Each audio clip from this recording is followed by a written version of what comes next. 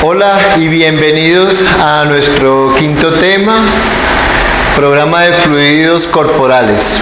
Entonces es un tema muy importante para preservar la inocuidad del alimento. Indiscutiblemente los temas de los fluidos, nosotros en toda entidad que trabaja en el tema de manipulación de alimentos, debemos mitigar esos riesgos por medio de los elementos de protección personal. Para entender a fondo nuestro tema, entonces primero tenemos que ver la definición de qué son los fluidos corporales. Son aquellas sustancias que pueden fluir o se producen en el interior del ser humano, ya pueden ser líquidos o gases, incluidos los sólidos finalmente pulverizados. Los fluidos corporales se consideran peligrosos porque en su estructura contienen microorganismos patógenos, como bacterias, virus, parásitos y hongos que se dispersan en el ambiente o contaminan las superficies, causando en otro organismo una enfermedad debido a sus condiciones patógenas. Entonces, algunos de los fluidos corporales tenemos la sangre, las heces fecales, el cerumen. Entonces el cerumen es producido por una glándula que se encarga de proteger nuestro sistema auditivo, y por medio de la vellosidad interna así generamos una protección a nuestro oído, a nuestro sistema auditivo.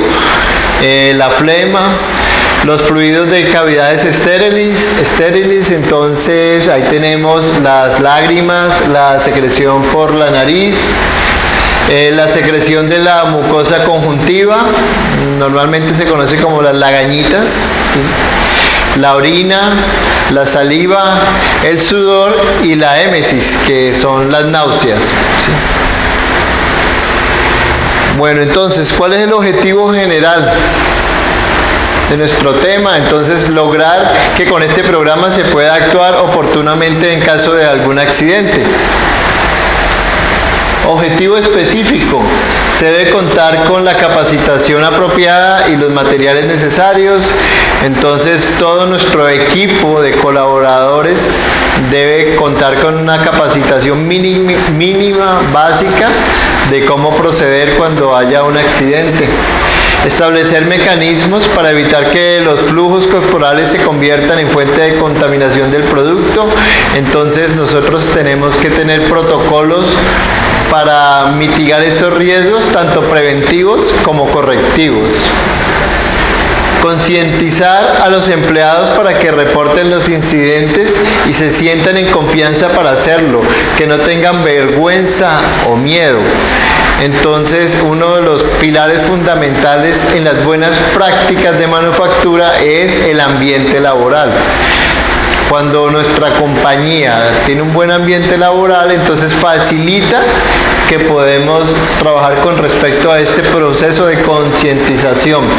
Así que nuestros colaboradores no tengan ningún temor de comentarles a sus jefes inmediatos del inconveniente que tienen, respetando siempre la autoridad. Cuando hablamos de respetar la autoridad, partimos del principio de que nosotros tenemos primero un jefe inmediato. Entonces, con ese jefe inmediato es que debemos realizar el primer protocolo de registro o de información, ¿sí? Lo que se conoce como respetar el conducto regular.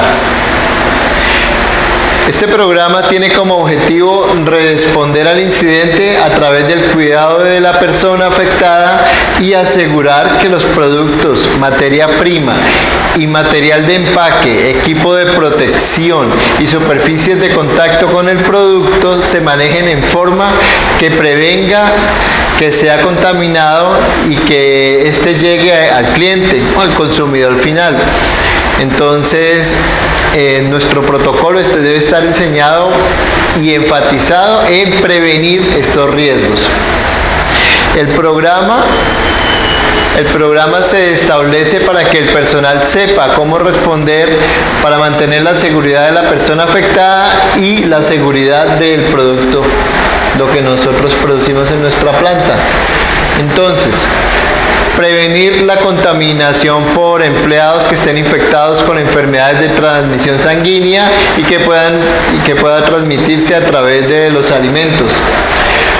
Conservar registros de incidentes en áreas afectadas y limpieza de las limpiezas realizadas y utilizar estos registros para determinar oportunidades de mejora y para documentar respuesta apropiada del incidente. Entonces, ¿qué me quiere decir esto? Nosotros siempre debemos realizar un registro de todos los protocolos que realizamos y para llevar una buena trazabilidad de los procesos.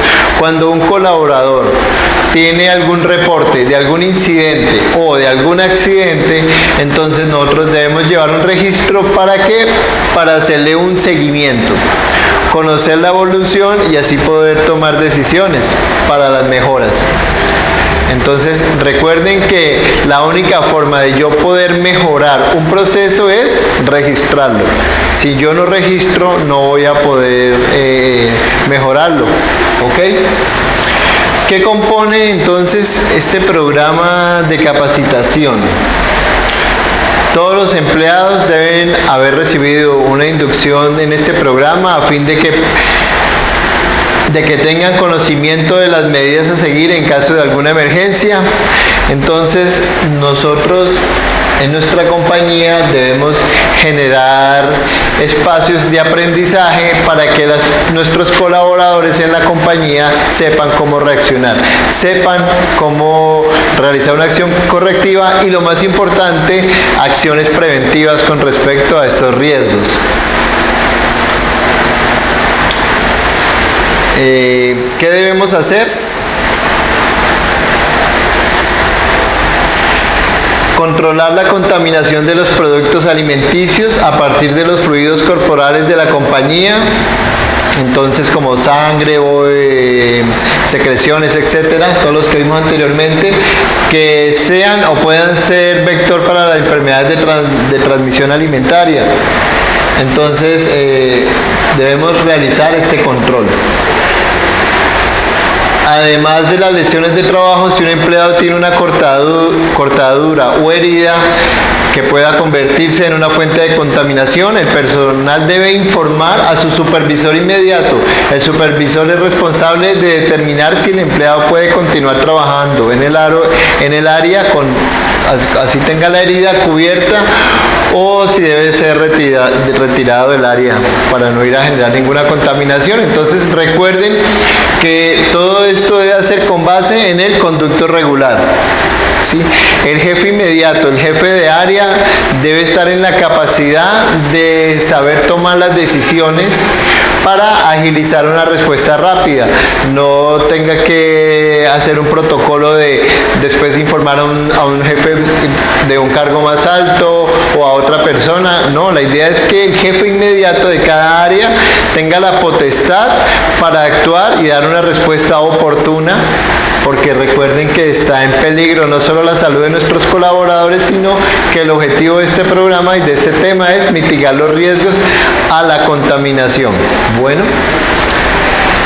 entonces el protocolo de limpieza,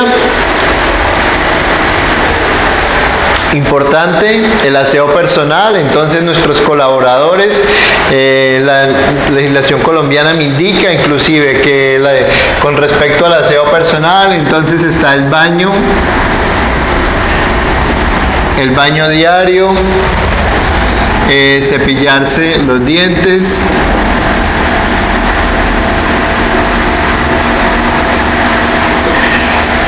enjuague bucal,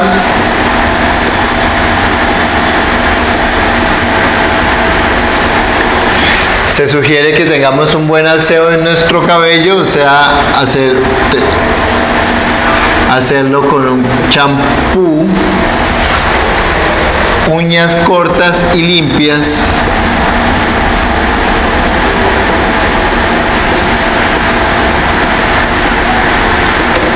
uñas cortas y limpias,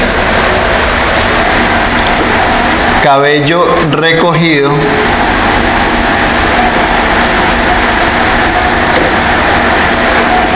y continua y constante lavado de manos.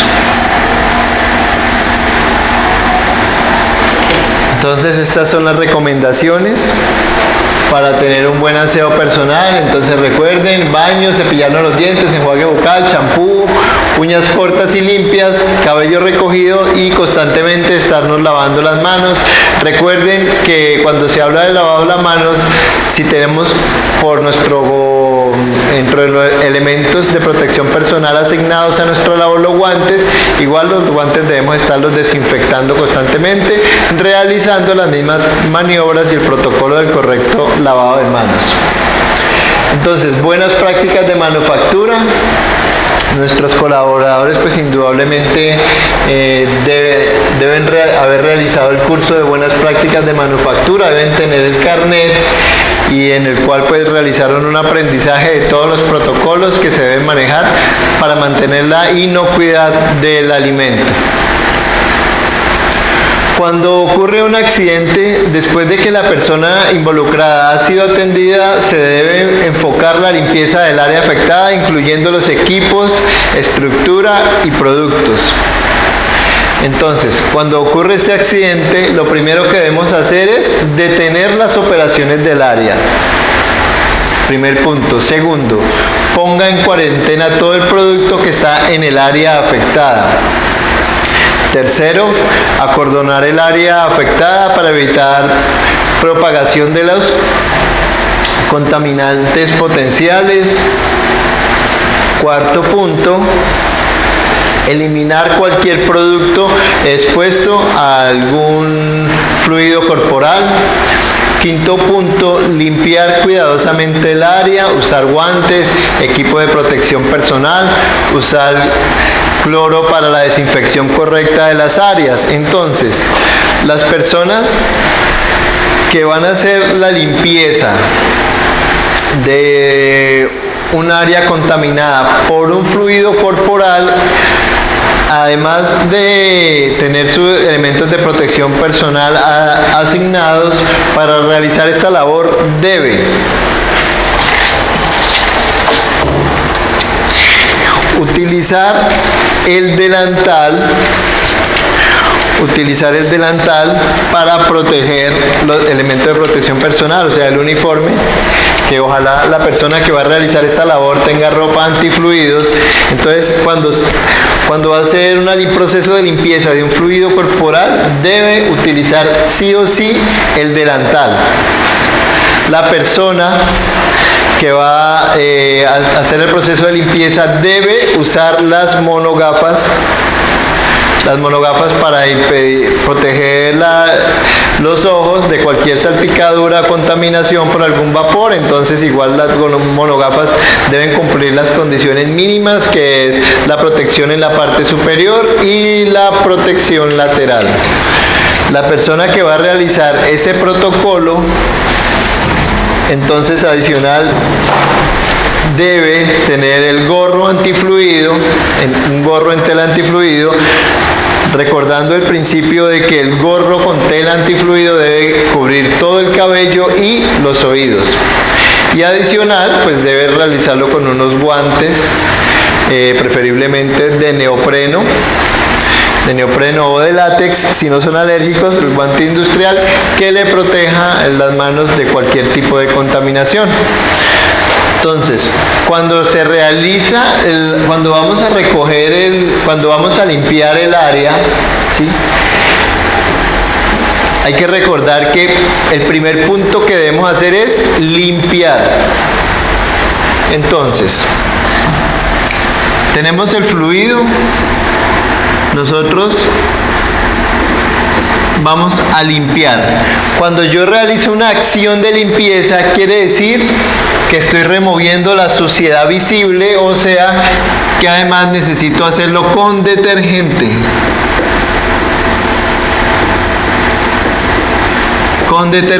Y con los elementos que en el momento requieran, como escoba o el cepillo. ¿Listo? Entonces, después enjuago, bueno, detergente, friego o restrego. Enjuago.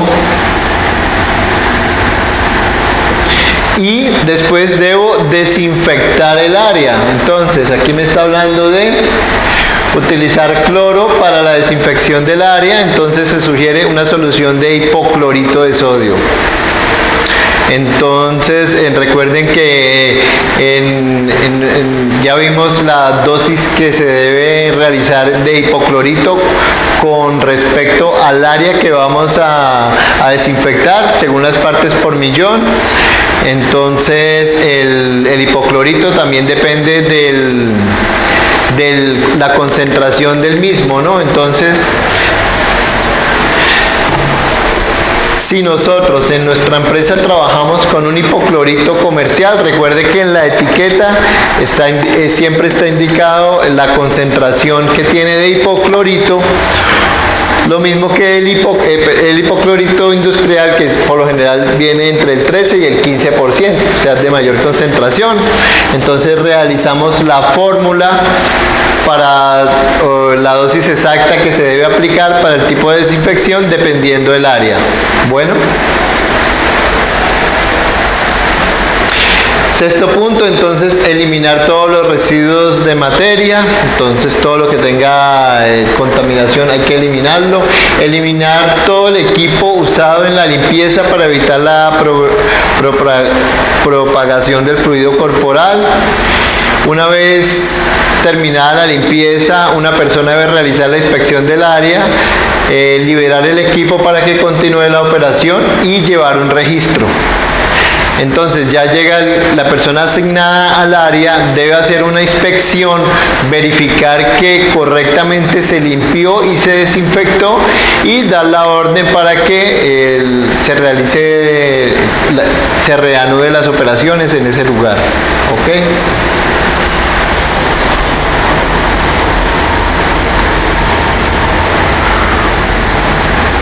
Con respecto a los primeros auxilios, entonces consiste en prestar atención o asistencia inmediata en un accidente o a un enfermo repentino. Abarca el tratamiento tanto de lesiones de poca importancia como las muy graves. La empresa debe disponer de un botiquín de primeros auxilios y con un equipo de personas que esté debidamente entrenado para dar los primeros auxilios. Debemos entrenar un equipo de personas en primeros auxilios. Entonces, la asistencia. La asistencia ante una herida debe hacer si la herida es leve o si la herida es grave. Pero nunca debemos pasar de alto el reporte y el informe, siempre se debe actuar. Se sugiere que nuestros colaboradores también haya un grupo que esté en la capacidad de responder ante alguna eventualidad. Entonces, por medio de la ARL se puede programar capacitaciones con respecto a primeros auxilios y tener un grupo de brigadistas.